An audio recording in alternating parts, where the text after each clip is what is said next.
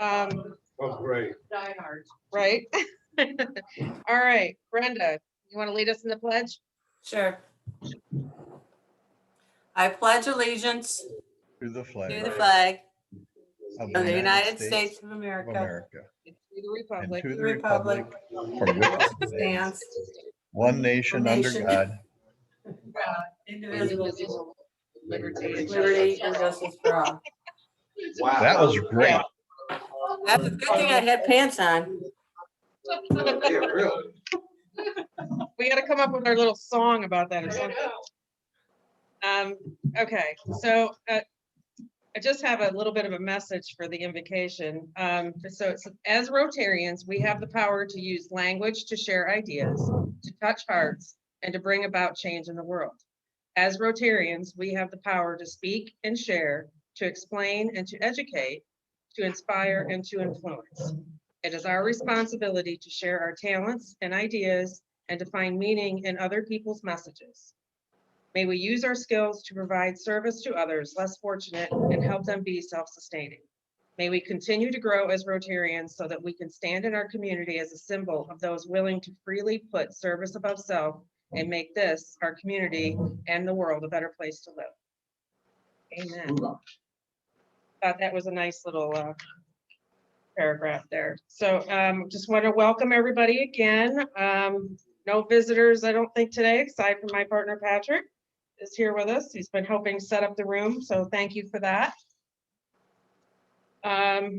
January has been our vocational service month.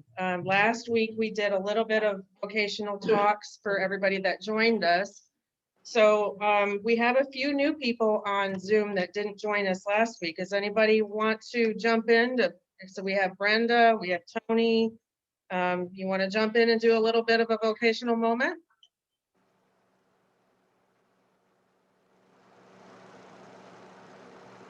Yeah, Christina too, Brad. Oh, Lynn just joined us. Brenda, why don't you share something of your vocation? My vocation. Well, you're talking about my Brookdale life. Yep. Things are And getting what you do in the community.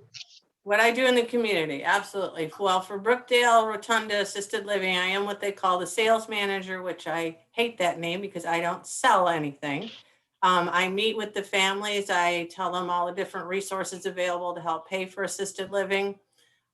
Show them the community, tell them all about us and the tenure of the staff and all that we offer to help seniors in our community. That's about it. And you do a lot of stuff through the chamber and whatnot as well. Yes. You do a Not lot. as much as before. Yeah, that's very true. Very Yeah. true. All right. Yeah. Tony, you want a couple minutes to share your vocation and what you do in the community? Sure, I'll make this very short and sweet. I make houses into homes for people. That's a nice little sales pitch. Perfect. And I create are you- opportunity for people. I create opportunity for people to expand their horizons with owning a home and hedging inflation by owning a home. It's more than just simply the word realtor. Right. Very well said. Christina, did you want to share anything?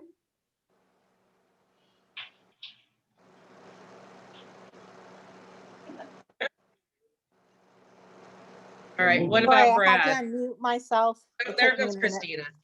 So Here comes Christina.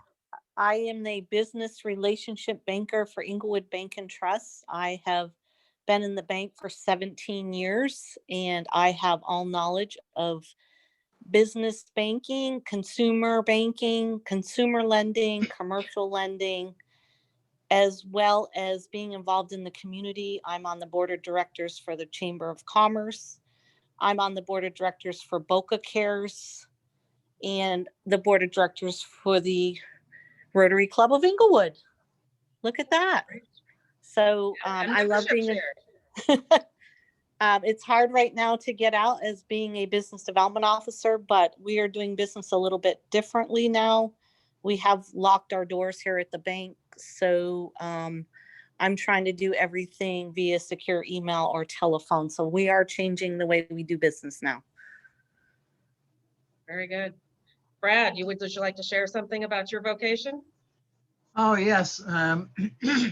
Excuse me. I'm sure most of you know that I teach driver's education. We are basically, our business basically is to make sure that we educate the students and adults in safe driving practices. So it keeps all of our roads safe and fewer collisions and accidents and fewer people in the hospitals and everything like that, so that all of our children are able to be around for all of our anniversaries and birthdays for many years to come. But basically just to get out there and to be safe guardians of the roads and to allow the police officers to do their other jobs that they don't need to do in collisions and everything. I'm also on the board for the Inglewood Youth Foundation, and not too much else right now, but just trying to make sure that we get some of our school programs started here in the next month or so, and we'll be teaching in all the public schools in Charlotte and Sarasota County. So that's pretty much it. Okay, awesome. Lynn, did you want to share something about your vocation and what you're involved in? Well, yeah, I can do that. I guess I would say that I'm an advocate for kids in Charlotte County, and not only in Charlotte County, across the country, to try to help them and provide hope and direction for a successful life, helping to find resources to help families and kids through hard times and good times. I'm also on the Inglewood Youth Foundation board, and do whatever it takes to help kids. It's whatever it takes. Perfect. Carol, I know that you don't necessarily work well. You do kind of work, but you want to share a little bit about what you do and your involvement? You're on mute, I think, still.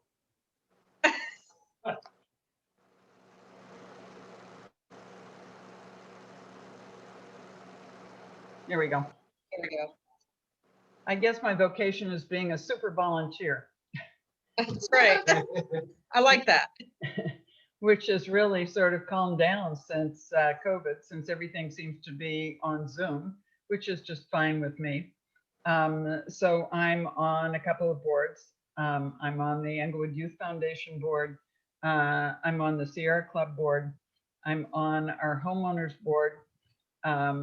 And I'm either secretary or treasurer of all of those. I'd say my biggest occupation right now is planning for the Fine Arts Festival at the end of March, and hoping that we will be able to do it. We are getting a lot of artists applications in, so we are going to need every able-bodied Rotarian to show up for shifts that weekend. Okay. Awesome. It looks like Kathy just joined us. I don't see that maybe she's not fully in yet. So maybe we'll come back to Kath in a few minutes to see if there's something that she would like to share. But so anyways, it was just an opportunity to share again what vocations are, and that not only what we do as employment, but what we do for our community and within Rotary. So thank you all for sharing that. So we have some general announcements. So as you know, starting January 1st, we've come back to every Tuesday lunch meetings. So we're here at the Elks every Tuesday, and then we're also on Zoom. So please join in when you can, where you can. And as Carol said, we have the save the date for the Fine Arts Festival for March 27th and 28th. So please put that on your calendars. Upcoming meetings, we have next week on Tuesday, we have FPL Charlotte Miller doing a program on their current initiatives and their community involvement. And then we have a board meeting that same Tuesday evening at 5:30 at the Inglewood Chamber of Commerce Community Room. And then on the 26th, we have the new director, Doug Izzo from the Inglewood Chamber, coming in to speak to us and give us a little bit of overview of himself and what he has planned in store for Inglewood. So that should be very interesting. Let's see, I wanted to wish Esther Horton a happy birthday today. And Carol's on, she wasn't on last time, but Carol had a birthday and an anniversary, club anniversary. So congratulations and happy birthday, Carol. And at this point, I will introduce, so we have Elyse Clark with us. Elyse has been with the Center for Abuse and Rape Emergencies, better known as CARE, for almost 8 years.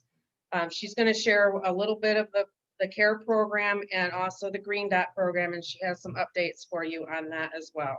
So Elyse, I will give it to you. All right, hi.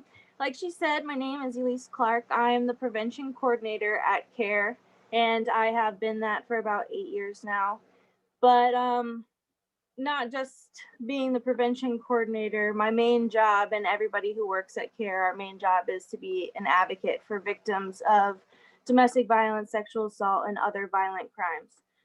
So when you're reading that little introduction about what it means to be a Rotarian, I saw a lot of things that align with what we as advocates try to do. We're trying to make our community safer and better, and just trying to improve the world any way we can. So I'm not sure if you're familiar with CARE. I have been raised here, born and raised. The only time I left was to go to college in Tampa. And it wasn't until I was offered a job here that I even knew that CARE existed. And it started long before I was born in 1983. And it was organized because an officer had responded to a hospital where a teenager had been sexually assaulted, and he saw this need for people to be there and support victims of violent crimes. So that's how we originated. And then we were certified to serve victims of domestic violence and sexual assault. And then we went on to just add violent crimes on there as well in 1987. In 2003, we were given a grant that helped us have a 24-bed shelter, which we still have today. We have counseling rooms so we can service people who walk in for counseling.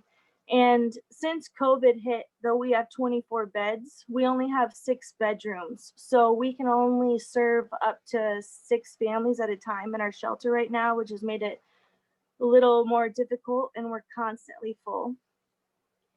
Some of the services that we provide are a 24-hour hotline, no matter when the date is, if it's Christmas, New Year, anything. I worked on Christmas, I worked on Thanksgiving. We have a 24-hour hotline that a live person will answer no matter the time of day or the day of the year. We have a 24-hour rape crisis response hospital team. So that's how we originated. If someone is sexually assaulted and they go to the hospital, we get a call and we send out an advocate to be there and support that person through the entire process. We have counseling services, and everything that we do, I just want to preface this before I get too far into it, is absolutely free of charge. All of our services that we provide, everything that we do is completely free. So we provide counseling, and we have locations that people can be counseled at, and we're also now counseling over Zoom if that's something that makes someone feel more safe. We provide safety planning, which is basically a plan. It's how the word, I don't know, it's basically self-described in what it says, safety planning. We help victims who are in abusive relationships plan for the safest route for them, whether that is leaving their relationship, staying in their relationship, or if they've already left. It is survivor focused, and everything we do is based off of what their immediate needs are. We provide information, referrals, coordination of services. We work with other community partners to make sure that we can bridge a gap and make things easier, those connections easier. We are a certified rape crisis center and certified domestic violence shelter for Safe Haven. We have financial training and planning with our economic justice advocate, but that economic justice advocate also helps build resumes, and find affordable housing. We have legal advocacy that helps with orders for protection, stalking, custody, housing issues, filing for divorce. We have advocates at the law enforcement agencies. So we have an advocate that actually works in the same office with the DV unit and scans reports daily to make sure that we're not missing anything or missing any potential victims of domestic violence or sexual assault. We have advocates at DCF helping work with mothers who have like lost their children even because they have been victims of domestic violence.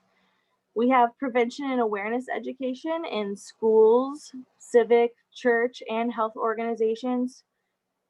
Anywhere that'll let us come in and talk, like we're there.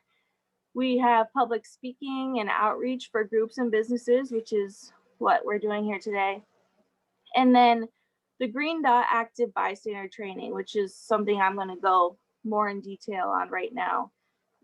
Our Green Dot program is a program that helps people, despite whatever barriers they might have, actively step in and stop acts of violence from happening, no matter what their personality is. So usually it's this long training, but I can summarize it. We have not been able to do it since 2019 because of COVID. And in the training, you basically learn the tools to recognize these acts of violence, what these red flags might look like for them, and then how to actively step in. And to do that, we say that there are 3 Ds. And the 3 Ds are direct. You can directly intervene if that's your personality. Maybe you have a strong, bold personality and you can say to somebody that like what they're doing isn't okay. If you have that ability, that's awesome, amazing. That's a way you can stop an act of violence from happening. I don't like conflict, so I tend to avoid that one anytime I've ever seen an act of violence happening or potentially like escalating. You can delegate it, get someone who's better equipped to handle the situation involved. So like police or a friend who might be that person who can be direct in the situation, or a manager, anything like that. You can get someone better equipped to stop that potential act of violence from happening. Or you can do my personal favorite, cause a distraction. And when we do the training, which most trainings to me, I always dread them, but this one actually is a lot of fun. In the training, you can be creative with how you could cause or stop an act of violence from happening by just causing a distraction. And my example story is I don't know if you guys are familiar with Pokemon Go, but I like playing video games. So I went through this phase where I played Pokemon Go with a bunch of my friends, and we would drive around and waste gas, probably hurt the environment, and play this game called Pokemon Go. One day we are driving around downtown Punta Gorda by Gilchrist Park, and we're in the car, the windows are closed, so obviously I can't hear what's going on outside, but I see this couple walking down the street. They're throwing their hands up, and it looked like they're yelling at each other. I mean, you don't have to hear someone to know when things are getting a little crazy.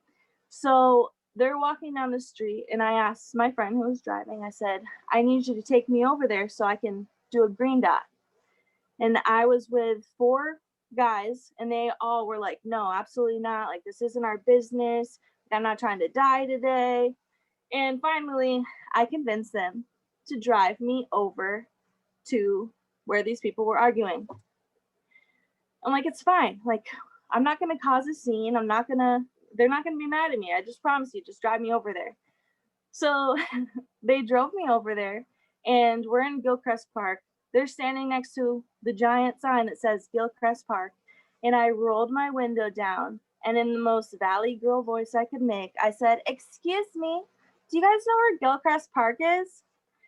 And they didn't they didn't say words to me. They just looked at me like I was an idiot. And they just pointed to the sign that was directly next to them. And I was like, "Oh my goodness, thank you so much. Like, we've been looking for it forever. Bye, have a great day."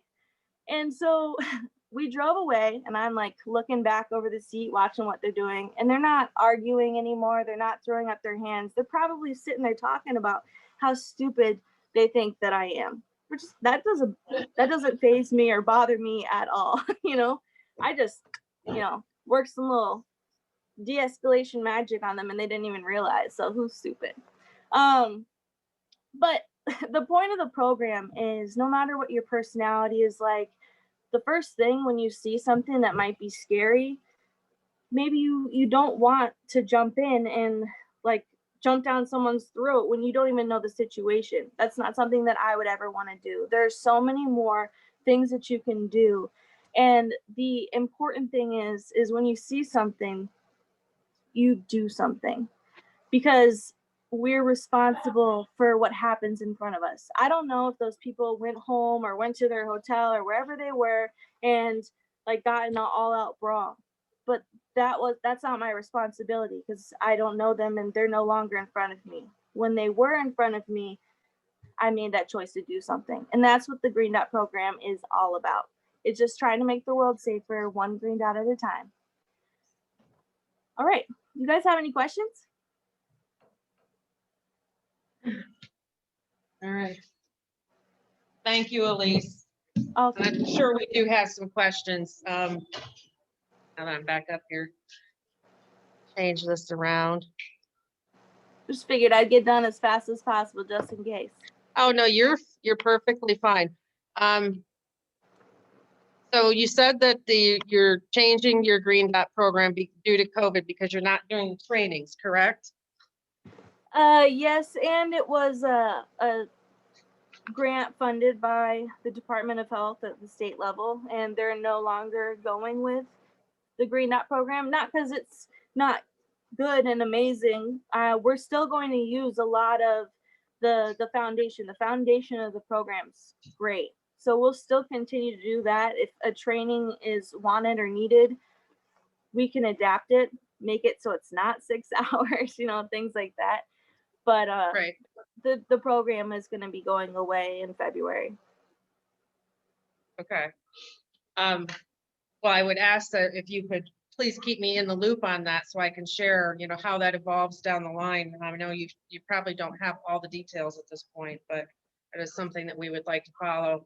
As I mentioned to Elyse earlier, the Green Dot program also dealt with a little bit of the human trafficking issues, and CARE does as well. And that's Rotary's initiatives, and they have a couple of programs as well. And that's kind of why I wanted to bring it up. And I don't know if you guys over there have any statistics about what that looks like here in Charlotte County or in Sarasota County or Cross County. I personally don't have statistics on that. We do have someone who does presentations on human trafficking specifically. In my time at CARE, I know we've helped a lot of people with human trafficking. And we've had someone who was in witness protection, was getting ready to testify because of a human trafficking case that was severe. We had a girl who was 18 years old that was in shelter for a little while.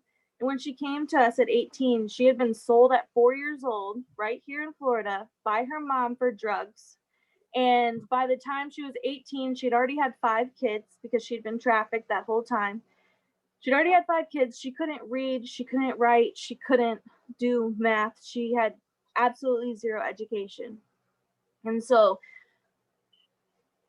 that's a lot to rehabilitate. So that was even more than we possibly could help her with. So we connected her with an organization better equipped to provide her those services that she needed. So that's another thing that we do, is make that connection to someone who's going to be better than us even to help.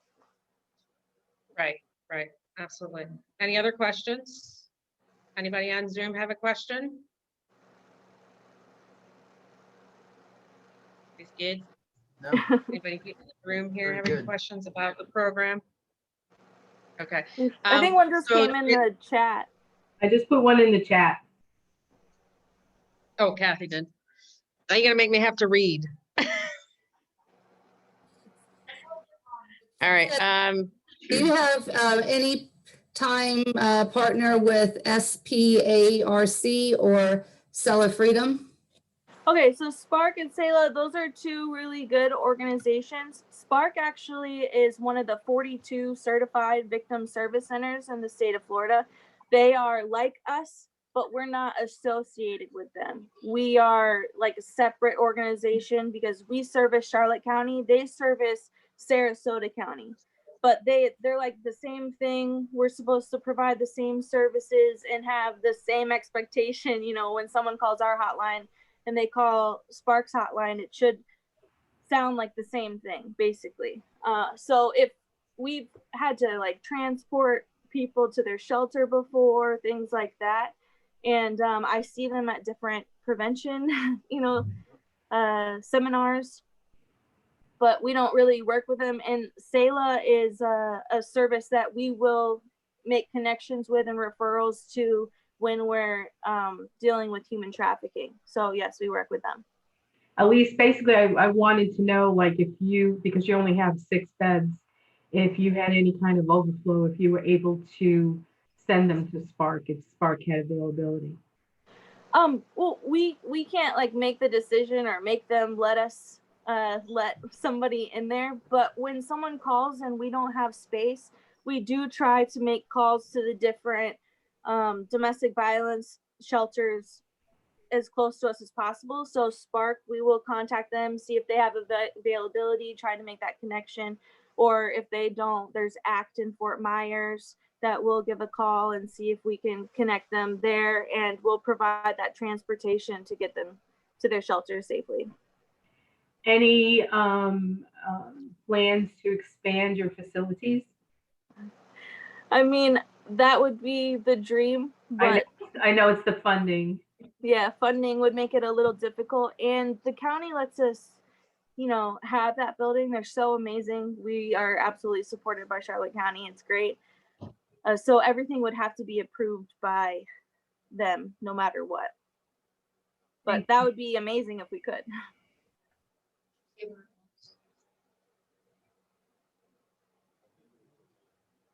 Yeah.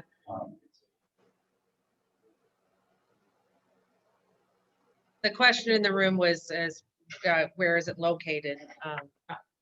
In a non-disclosed location in Punta Gorda. Yeah. Right. That's what somebody in the room was just sharing. So, right. So besides financial resources, which, every organization needs, what are your current needs? Honestly, awareness, letting people know that we exist, that we're there to help, that we're judgment free, that, if they call us for anything, no matter what kind of support system they have, where they come from, we are going to be there for them. We're going to be kind to them, and we will help them in any way that we can. I feel like, other than finances, our number one goal is just people knowing that we exist. Like I said, I lived here 21 years and I had no idea that CARE existed. So Right. I'm sure a lot of people are walking around having no idea that there are services that are for them no matter what their situation is. Right. She was, as Janet spoke with her there. We already had her lined up, but yeah. So the comment in the room was just asked if you were at the leadership program that we just had this last week. And I believe you were, because Janet said that she spoke with you during that day. Yep, I was there on the table with a mask on. Perfect. So, okay, so yes, Alfred. Where she eats lunch here. So I think there's a little bit of an underlying here, but as you mentioned in the beginning, when you saw and when we talk about our vocations and what we do for the community, a lot of those similar things align. So if at any given point in time that you'd like to learn a little bit more about Rotary, we'd like to welcome you to come join us either via Zoom or in the room, and you can come have lunch with us and see a little bit more about what Rotary does. Awesome. That would be great. Thank you for that invite. You're very welcome. And if there's no other questions, I think everybody is good. I will be sending you a certificate. We will make a donation in your name via CARE for our big initiative that we're trying to accomplish right now is to eradicate polio. We're getting closer. So we will make a donation in your name for that, and I will send you a certificate recognizing that for your time today. So thank you very much. Thank you so much. That's amazing. You're very welcome. And you Do you can need stay anything for the else? rest of the meeting, or you can leave, either whichever you prefer. Oh, It's okay. up to Well, you. I'm I know actually you probably gonna have head other out. things to do. But thank Perfect. you so much. You Nice guys to are meet great. you. You too. Bye. Thank you. All right, anybody on Zoom interested in doing 50-50? I'm okay. Anybody want to pipe up? That's fine. What we're gonna do is we'll do happy dollars. I just wanted to give everybody an opportunity if they wanted to do 50-50. So we'll do happy dollars or sad dollars first. Anybody have anything that they would like to share? Nobody's happy or sad today either? Well, okay. Vern and I have had this thing going on for a couple years. Yeah. So she very nicely made me a bread. Well, took the house. That is just. I'm gonna make it. Awesome. Awesome. Deb, I have a happy dollar. Okay, go ahead, Walt. Yesterday, my wife and I got our first vaccination for COVID. Congratulations. All right. And we got an appointment for 3 weeks from now to go back and get our second one. Good deal. That's awesome. You can let us know how Congratulations. you all got in. Because I'm not having any My luck. wife went online and got us signed up through Charlotte County, and we went over to one of the parks over in Port Charlotte, and we were 13th in line, and we both got our vaccinations. Well, that's Wow. I don't think they'll let me in a time here. Yeah. And I believe Carol, did you get yours as well? Okay. Yeah. Very good. But not, I have a sad dollar. that was Sarasota County.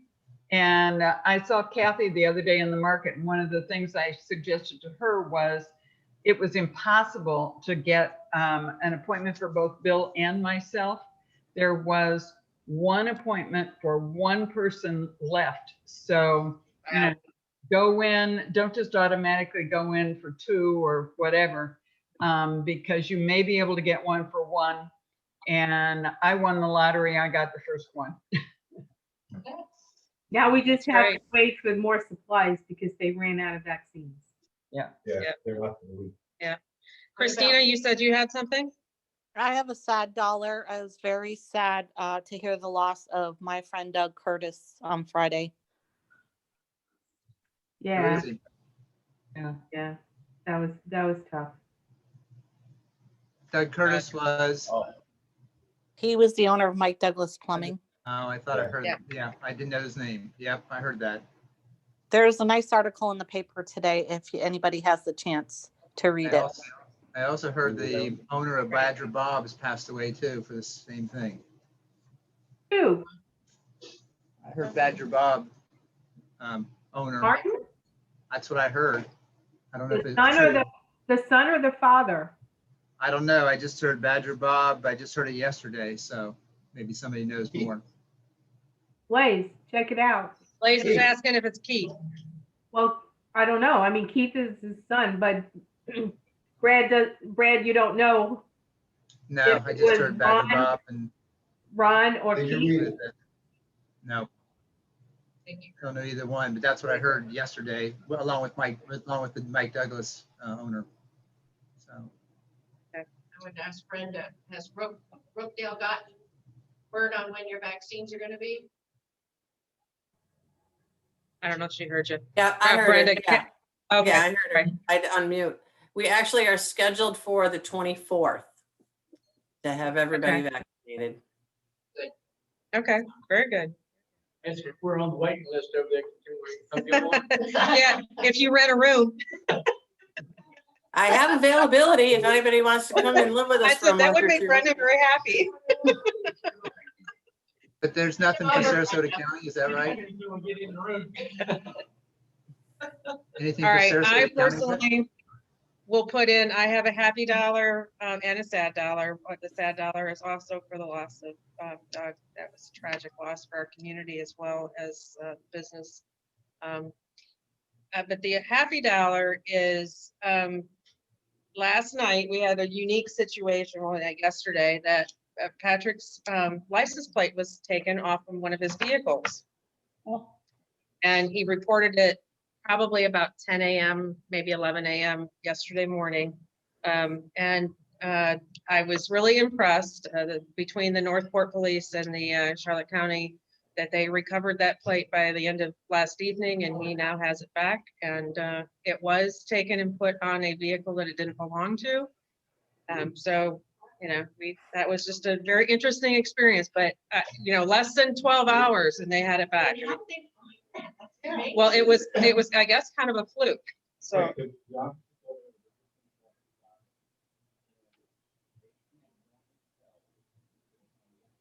We can't hear him.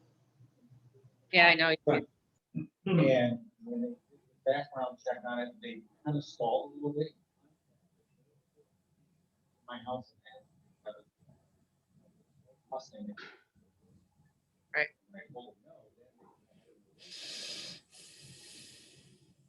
Happened.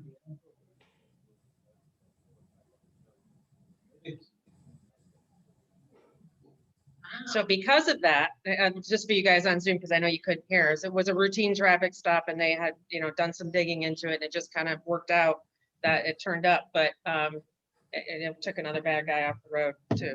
So that was a good thing. Can we borrow it for that? We need to go to Miami back. No. Ed, you got something you want to share? Well, I got a sad dollar and a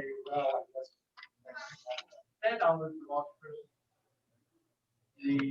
The Happy is we got you. Not like sure if I'm happy or sad. So. He said, as long as it's only the 6-month term. Oh, wait. You didn't So, know. yeah. So yes, we do. Right, right. Yeah, we do welcome Ed. He will be taking over Chris's duties as secretary starting now. Chris had some conflict with her employment and her hours of work that didn't allow her to be able to do the things that she needed to do. So that's been taken care of, and we welcome you, Ed. So thank you. All right, let Blaze put in a happy dollar.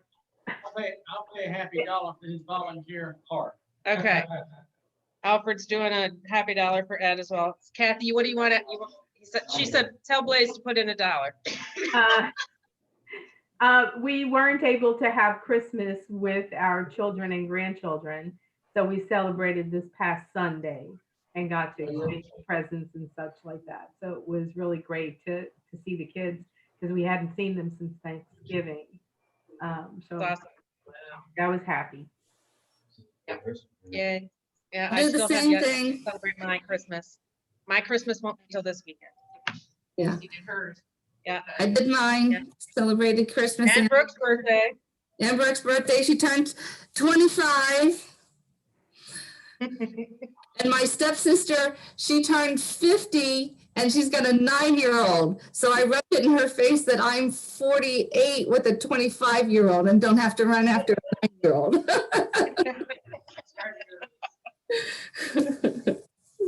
Okay, anybody else? We're all good?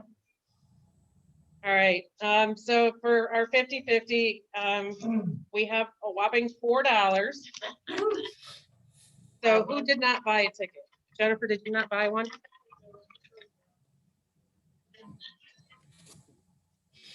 Last 3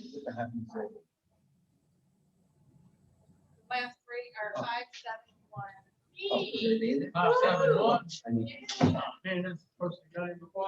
I know, so So yeah, you're even Steven. All right, well, we're a little ahead of schedule, so does anybody Deb? have anything they want to share? Yes.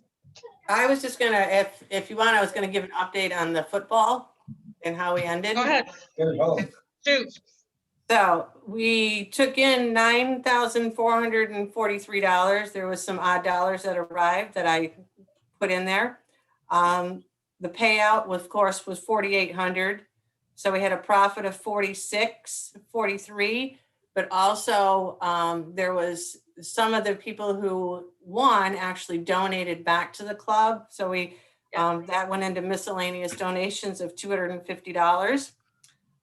So we still have, and this is separate from the Super Bowl fund. I did break those out. So more to come on that, but there was 6 squares that were not sold. So that was $750. So that kind of affected the profit for us on it. So just to kind of let everybody know that we did make some money on it. Yep. Well, at least we completed it, even though we had to fill those last squares. You know, and by adding the Super Bowl, I don't know if everybody remembers, but by adding the Super Bowl to it, how we did it, it brought our final income up. So we still should make more money than we did last year on it overall, even though we had to put in for those last few squares.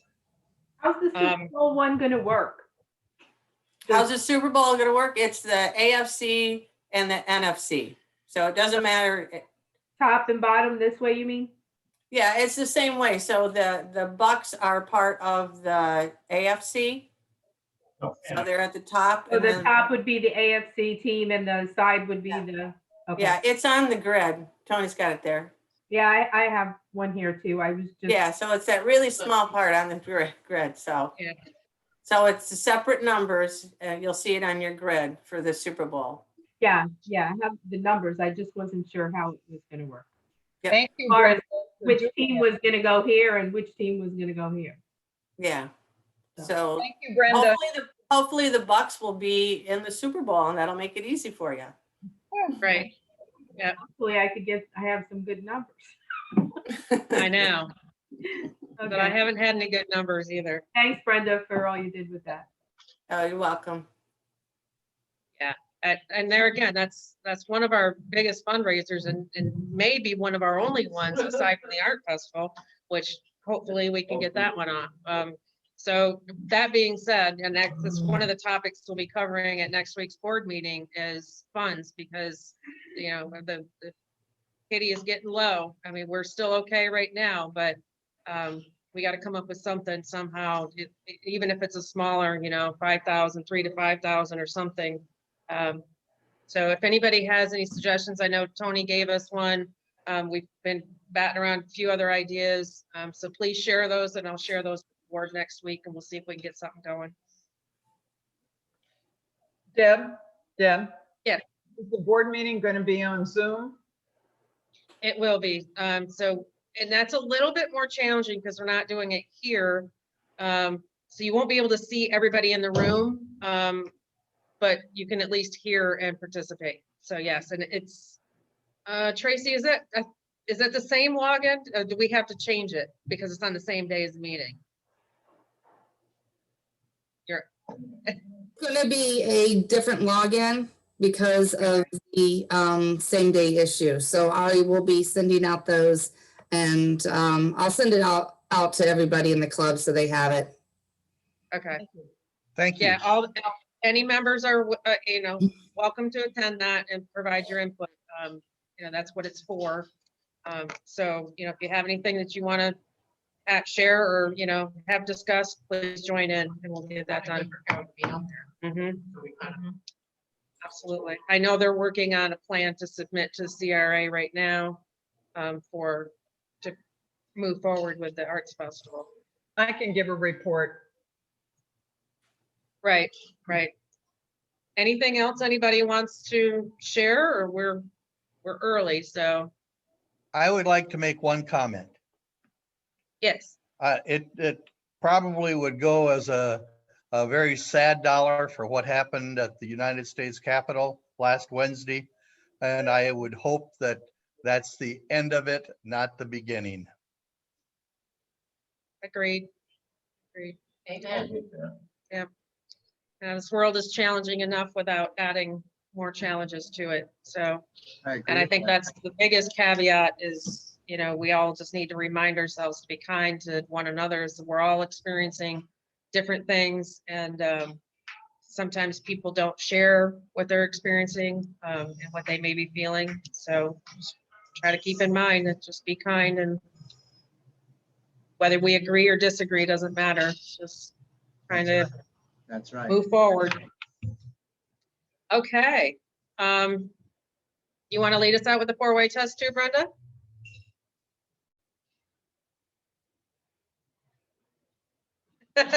She's like, no, I'm out of here.